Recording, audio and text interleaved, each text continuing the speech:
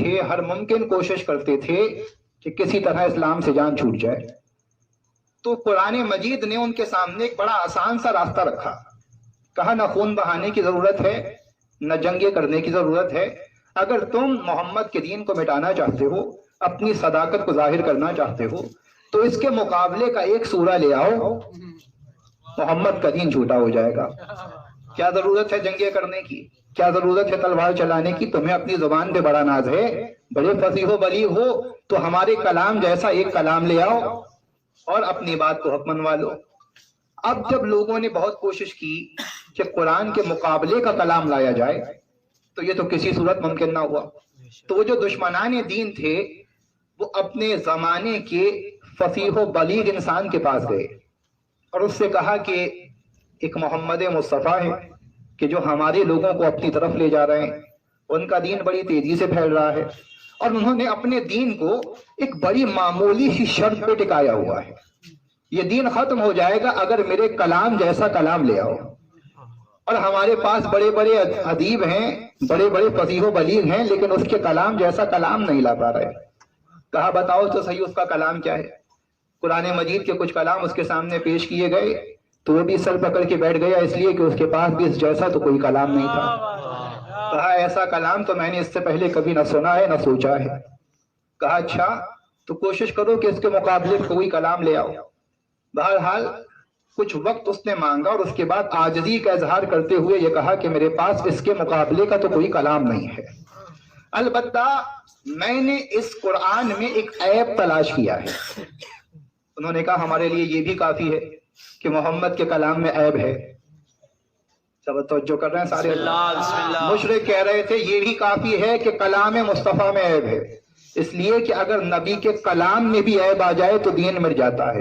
مشرک بھی یہ جانتے تھے معصوم کے کلام میں عیب آ جائے تو دین کو خطرہ ہو سکتا ہے. مجھے حیرت مسلمانوں پہ ہے کہ جو وجود معصوم میں عیب تلاش کر رہے ہیں. مشرکوں کو کلام معصوم میں عیب تلاش ہو جائے تو وہ دین اسلام مٹا دیں. کہا ہمارے لیے یہی کافی ہے کہ کلام مصطفیٰ میں عیب ہے. کہا بتاؤ تو صحیح وہ عیب کیا ہے. کہا عربی زبان میں، شاعری میں، بلکہ اردو زبان کا بھی قانون یہی ہے، شعر یا 2 مصروں کا ہوتا ہے یا 4 مصروں کا ہوتا ہے، اور تمہارے محمد کا جو کلام ہے وہ 3 مصروں پہ مشتمل ہے. اِنَّا أَعْطَيْنَاكَ الْكَوْثَرَ فَصَلِّ لِرَبِّكَ وَانْحَرْ إِنَّ شَانِئَكَ هُوَ الْأَبْتَرُ. کہا یہ تو شعر نہ ہوا، اس کے 4 مصرے ہونے چاہیے تھے یا 2 ہونے چاہیے تھے. اب یہ بڑے چوڑے ہو کے آئے اور آ کے علی مرتضیٰ سے مل گئے. کہا علی تمہارے بھائی کے دین میں عیب تلاش کر لیا ہے. مولا کائنات نے کہا وہ کیا ہے. کہا یہ جو معلقات سبا کے ساتھ سب سے اوپر لٹکا رکھا ہے نا، اس شعر کا تو وزن ہی پورا نہیں ہے. 4 مصرے ہونے چاہیے اور یہاں تو 3 ہیں. علی مرتضیٰ نے کہا پہلی چیز تم نے قرآن کو غور سے سنا ہی نہیں. محمد کا دعویٰ یہ ہے میرا کلام شاعری نہیں ہے. تم جیسے شعر بنانا چاہتے ہو، یہ سورہ کوثر آیا ہی اس لیے ہے کہ کل کو کوئی احمق یہ نہ کہہ سکے یہ کلام خدا شاعری ہے. یہ شاعری نہیں ہے، یہ ہدایت ہے. تمہارے لیے اس انداز سے آیا ہے کہ تم شاعری بھول جاؤ. کہنے لگے نہیں بات یہ نہ ہوئی، ہمارے اشعار کے ساتھ لٹکایا ہے تو شعر تو ماننا پڑے گا. کہا اچھا اگر یہ عیب ہے تو لطیف بات یہ ہے، سب کے لیے سبق بھی اس میں یہی ہے، عیب نکالنا کمال نہیں ہے، عیب دور کرنا کمال ہے. مولا کائنات نے کہا عیب تو ڈھونڈ لائے ہو، چلو تم ہی اسے پورا کر دو، میں دین محمد کو جھوٹا جان جاؤں گا. اب ان کے پاس اس سے بڑھ کے آفر کیا ہو سکتی تھی. کہا 3 مصرے تو ہے ہی، 1 مصرہ تو بنانا ہے، تو جاؤ اور اس کے مقابلے کا 1 مصرہ بنا لاؤ، شعر مکمل کر دو، ہم تمہاری بات کو درست مان لیں گے. نبی کے پاس جانے سے پہلے جو اسی فصیح و بلیغ کے پاس دوبارہ پلٹ گئے.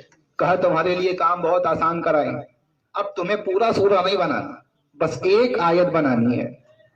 1 آیت لے آؤ، یہ سورہ شعر بنا دو، ہم دین مصطفیٰ کو جھٹلا دیں گے. اس نے کہا یہ تو بہت آسان بات ہے، کل ہی کام ہو جائے گا. عزیزان محترم تاریخ یہ کہتی ہے مہینہ گزر گیا، وہ شخص دوبارہ نہیں آیا. یہی لوگ بہرحال تھک ہار کے اس کے پاس واپس پلٹے. کہا 1 مصرع بنانے کو کہا تھا، وہ 1 مصرع نہ بنا سکا. کہا کچھ وقت اور چاہیے، کام جاری ہے. یہ پھر پلٹ کے واپس آ گئے. वक्त उसने और मांग लिया। मौलाए कायनात भी वहीं मदीने में रह रहे हैं, वहीं मक्के में रह रहे हैं, अरबों के सामने रह रहे हैं। मौलाए कायनात के सामने ही एक दिन आ गया। अब मौलाए कायनात से जब मुलाकात हो गई, अली मुर्तजा ने कहा तुम तो दीन झुटलाने के लिए एक मिसरा बनाने वाले थे, एक मिसरा बनाने में अरसा लग गया, क्या हुआ कि मिसरा तैयार नहीं होता? कहता है या अली मुद्दत और चाहिए, मिसरा बना देंगे। मौलाए कायनात ने कहा ठीक है, जितना वक्त चाहिए तुम ले लो, लेकिन तुमसे मिसरा नहीं बन पाएगा। इसने फिर वक्त लिया। 3 महीने बाद जो मुंह छुपाता हुआ मक्के की गलियों से गुजर रहा था, वही मुशरिक इसे पकड़ के ले आए। कहा तुझसे एक मिसरा नहीं बन रहा, अरब का सबसे फसीह इंसान है, एक मिसरा नहीं बना सका। जब ये जमा हुए वहीं मौलाए कायनात का गुजर भी हो गया। मौलाए कायनात भी वहां पहुंचे। कहा क्या माजरा है, क्यों भीड़ लगी हुई है? कहा ये वही है कि जिसके पास हम मिसरा बनवाने गए थे, आज तक इसके पास वो मिसरा नहीं आया। मौलाए कायनात ने कहा अगर तुमसे नहीं हो रहा तो मैं कर दूं तुम्हारी मदद।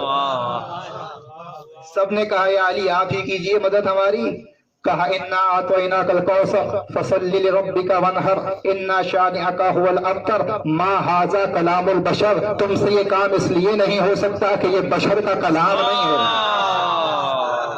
अगर ये कलाम बशर होता तो चौथा मिसरा तुम बना लाते। ये कलाम खालिक कायनात